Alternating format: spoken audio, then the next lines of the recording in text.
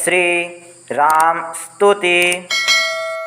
श्री रामचंद्र कृपालु भजु मन हरण भव भय दारुणम नव कंज लोचन कंज मुख कर कंज पद कंजारुणम।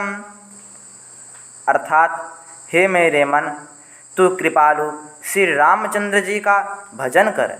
वे संसार के जन्म मरण रूप दारुण भय को दूर करने वाले हैं। उनके नेत्र नवविकसित कमल के समान हैं। मुख, हाथ और चरण भी लाल कमल के सदृश हैं। कंदर्प अंगड़ित अमित छवि नव नील नीरद सुंदरम पट्टपीत मानहु तड़ित रुचि सुचि नौमि जनक सुतावरम। अर्थात उनके सौंदर्य की छटा अगणित कामदेवों से बढ़कर है। उनके शरीर का नवीन नील सजल मेघ के जैसा सुंदर वर्ण है। पीतांबर मेघरूप शरीरों में मानो बिजली के समान चमक रहा है। ऐसे पावन रूप जानकी के पति श्री रामचंद्र जी को मैं नमस्कार करता हूँ। भजु दीन बंधु दिनेश दानव दैत्य वंश निकंदनम रघुनंद आनंद कंद कौशल चंद दशरथ नंदनम। अर्थात हे मेरे मन, दीनों के बंधु, सूर्य के समान तेजस्वी, दानव और दैत्यों के वंश का समूल नाश करने वाले, आनंद कंद कौशल देश रूपी आकाश में निर्मल चंद्रमा के समान दशरथ नंदन श्री राम का भजन कर।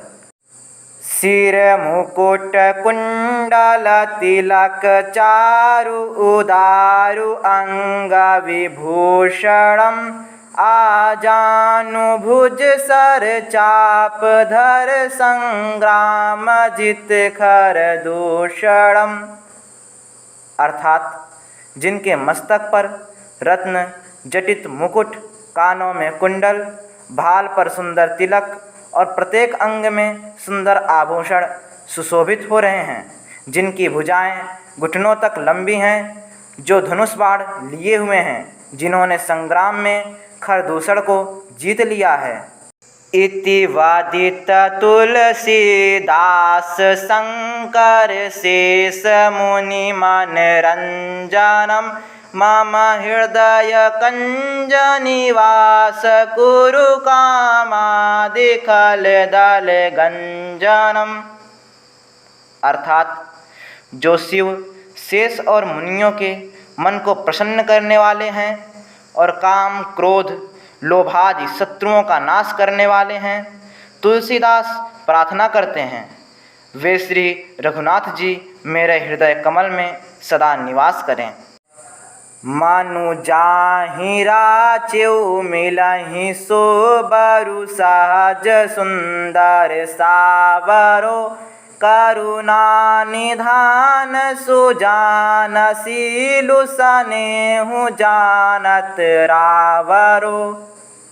अर्थात जिसमें तुम्हारा मन अनुरक्त हो गया है, वही स्वभाव से ही सुंदर श्यामलावर श्री रामचंद्र जी तुमको मिलेगा।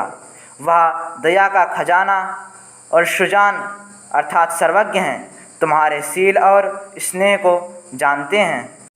एहि भांति गौरी आशीष सुन सिया सहित हिया हर सिंह आली तुलसी भवानी पूजी पुनि पुन मुदित मन मंदिर चाली।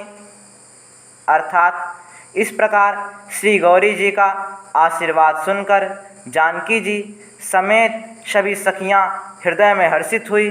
तुलसीदास जी कहते हैं, भवानी जी को बार बार पूछकर सीता जी प्रसन्न मन में राजमहल में लौट चली।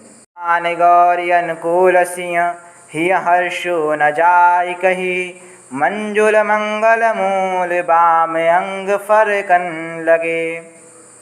अर्थात गौरी जी को अनुकूल जानकर सीता जी के हृदय में जो हर्ष हुआ वह कहा नहीं जा सकता।